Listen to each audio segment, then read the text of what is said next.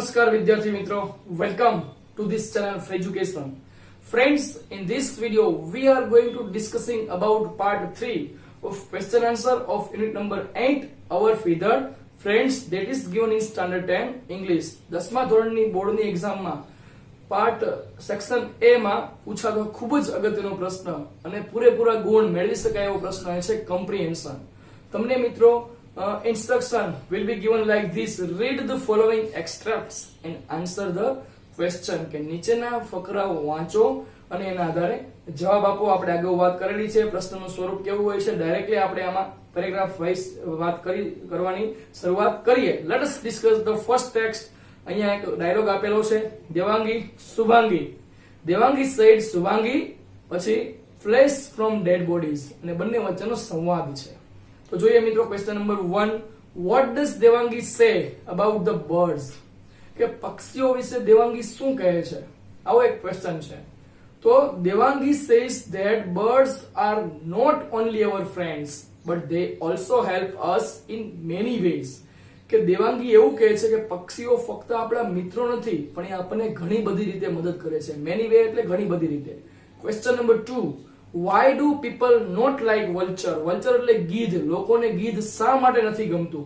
તો એનો આન્સર આવશે મિત્રો, people don't like vulture because they eat carcasses or dead animal. Carcasses એટલે મિત્રો મૃત પક્ષીઓ, અને dead animals એટલે એની જે બોડી છે એના હાડ પિંજરો એને ખાય છે, એનું માંસ ખાય છે, એટલા માટે લોકોને ગીધ ગમતું નથી. ક્વેશ્ચન નંબર 3 મિત્રો એ જ ટેક્સ્ટ ની અંદર છે.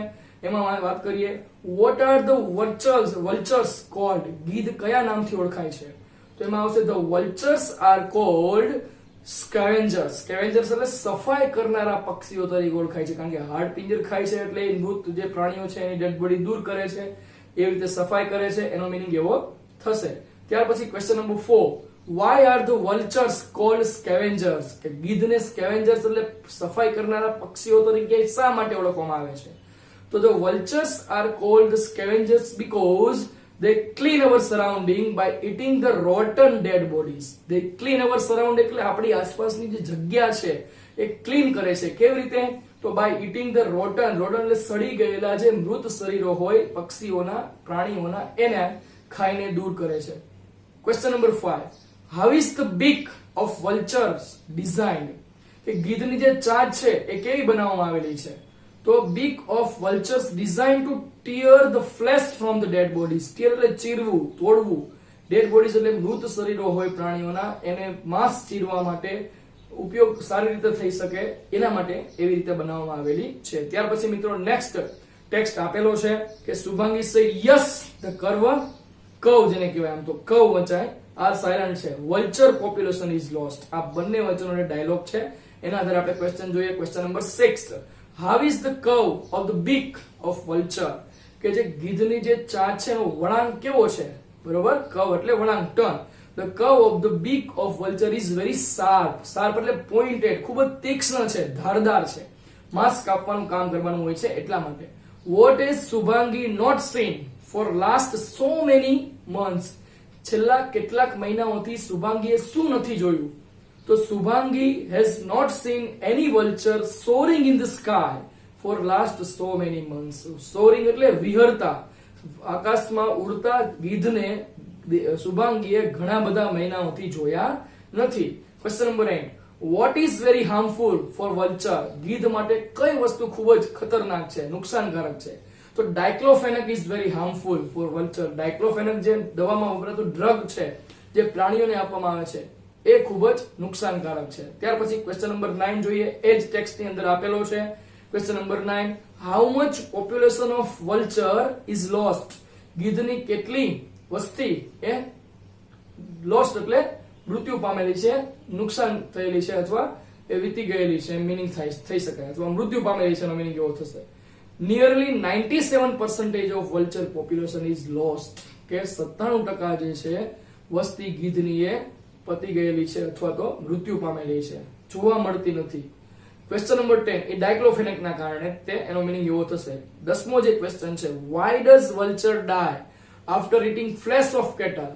cattle એટલે ગ્રુપ ઓફ એનિમલ્સ, ડોમેસ્ટિકેટેડ, પાલતુ પ્રાણીઓનું ટોળું બરાબર, કે પાલતુ પ્રાણીઓના જે માંસ છે એ ખાઈને વલ્ચર ગીધ છે એ શા માટે મૃત્યુ પામે છે? તો મિત્રો બહુ ડિસ્ક્રાઇબિંગ ક્વેશ્ચન છે, ડિસ્ક્રાઇબિંગ.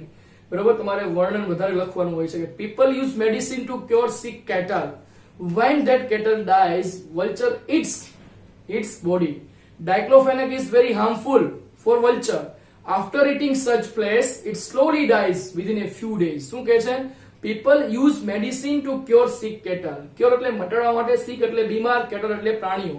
કે પોતાના જે પાલતુ પ્રાણીઓ છે એને રોગ થયેલો હોય મટાડવા માટે લોકો દવાનો ઉપયોગ કરે છે. When that cattle dies, અને આવા જે પ્રાણીઓ છે મૃત્યુ પામે ત્યારે વલ્ચર ઇટ્સ બોડી, એનો જે શરીર છે એ ખાય છે, એનું બોડી ખાય છે. અને એમાં જે ડાયક્લોફેનેક વપરાયેલું છે એ ખૂબ જ નુકસાનકારક હોય છે. એટલા માટે આફ્ટર ઇટિંગ સચ ફ્લેશ, આવું માંસ ખાઈને ગીધ છે એ થોડાક જ દિવસોમાં મૃત્યુ પામે છે. ત્યાર પછીનો મિત્રો નેક્સ્ટ ટેક્સ્ટ આપેલો છે કે Shubhangi said it is simply have they gone.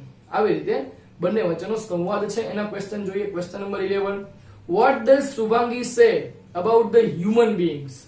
કે માનવ જાત વિશે શુભાંગી શું કહેવા માંગે છે? તો Shubhangi says that we the human being are very selfish and do not care for other living beings on the earth. કે આપણે જે માનવ જાત છીએ ખૂબ જ સેલ્ફિશ એટલે આપણે એકદમ સ્વાર્થી છીએ અને બીજા જે સજીવો આ પૃથ્વી ઉપર રહે છે એનું આપણે ધ્યાન રાખતા નથી, આવું કહે છે. Question number 12, what can we offer to the birds? પક્ષીઓને આપણે શું આપવું જોઈએ? ઓફર એટલે give. તો we can offer grains and water to the birds. grains એટલે અનાજના દાણા અને water એટલે પાણી. પક્ષીઓને આપણે અનાજના દાણા અને પાણી પૂરા પાડવા જોઈએ. Next question number 13, which bird is not to be seen nowadays? અત્યારે કયું પક્ષી જોવા મળતું નથી? nowadays એટલે in the present time, વર્તમાન સમયમાં. તો sparrow is not to be seen nowadays. હવેના સમયમાં ચકલી જોવા નથી મળતી. બરોબર. હવે નેક્સ્ટ પક્ષીની વાત આવે છે. ક્વેશ્ચન નંબર 14, એ જ મિત્રો નેક્સ્ટ ટેક્સ્ટ આપેલો છે. Shubhangi said done that mischief. એનો આપણે ક્વેશ્ચન જોઈએ. Question number 14, what does Shubhangi say about the sparrow? ચકલી વિશે શુભાંગી શું કહેવા માંગે છે? તો એમાં મિત્રો લખવાનું છે Shubhangi says that sparrows have perhaps gone to their mama's home for vacation. કે શુભાંગી એવું કહેવા માંગે છે કદાચ ચકલી છે એ વેકેશનમાં એના મામાના ઘરે ગયેલી હોવી જોઈએ. કારણ કે શુભાંગી અને દેવાંગી છે એ બંને પ્રશ્ન પૂછે છે કે ક્યાં ગયેલી હોવી જોઈએ, ત્યારે શુભાંગી છે એ મિસ્ચીફ એટલે થોડુંક તોફાન, કેટલાક મનોરંજન વાક્ય બોલે છે અહીંયા.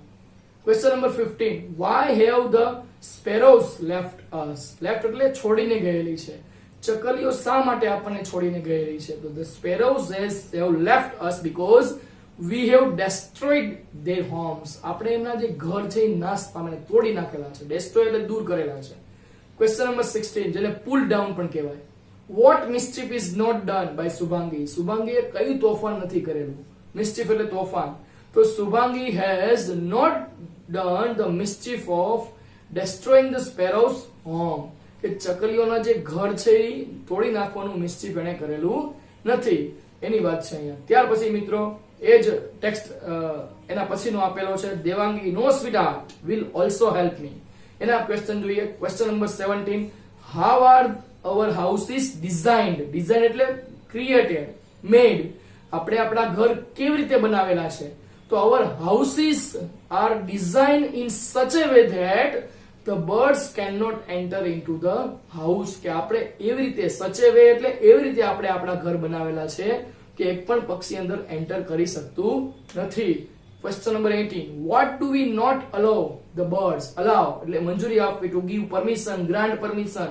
કે આપણે પક્ષીઓને શાની મંજૂરી આપતા નથી? તો we don't allow અથવા allow the birds to nest in our houses. to nest મિત્રો nest છે અહીંયા વર્બ એટલે કે ક્રિયાપદ તરીકે વપરાયેલો છે. આપણા ઘરમાં એને માળો બાંધવાની મંજૂરી આપણે આપતા નથી. 19મો પ્રશ્ન આપેલો છે, what do we call the sparrow?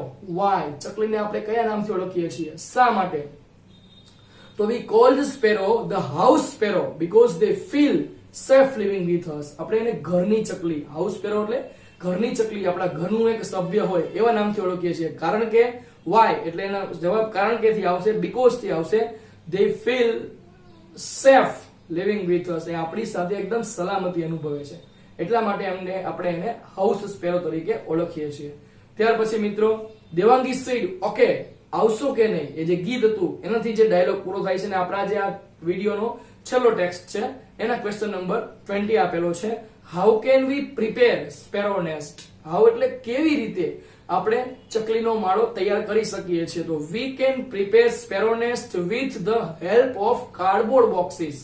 Cardboard boxes એટલે પૂઠાના ઉપયોગ દ્વારા, વિથ ધ હેલ્પ ઓફ એટલે ની મદદ વડે, પૂઠાની મદદ વડે આપણે ચકલીનો માળો બનાવી શકીએ છીએ. Question number 21, what should we not feed to sparrow? Why? feed એટલે ખવડાવવું જોઈએ, eat up. આપણે ચકલીને શું ન ખવડાવવું જોઈએ, શા માટે? તો we should not feed ગાંઠિયાસ because it is very harmful to their stomach. આપણે એને ગાંઠિયા ન ખવડાવવો જોઈએ ચકલીને, કારણ કે એના પેટ માટે ખૂબ જ હાનિકારક છે. Question number 22, what should we give the birds to eat? પક્ષીઓને આપણે શું ખાવા માટે આપવું જોઈએ? તો we should give the birds to eat some grains like rice, millet, etc. એટલે કે કેટલાક અનાજના દાણા, જે ચોખા છે, બાજરી છે, એવી વસ્તુ આપણે પક્ષીઓને ખાવા માટે આપવી જોઈએ. તો મિત્રો આ હતા આપણા ક્વેશ્ચન 1 ટુ ક્વેશ્ચન 22. મિત્રો જે ત્રીજો ભાગ છે આનો વિડીયો તમારે સમજવો હોય પાઠનો, તો એનો ત્રીજો ભાગ તમે જોઈ શકો છો. એના પ્રશ્નો આપણે જે ચર્ચા કરેલી એ પણ તમે સમજી શકો છો. You can write in your notebook also, that will helpful in understanding the question of answer of this question, અને પરીક્ષામાં તમે એને લખી શકશો. Thank you for watching this.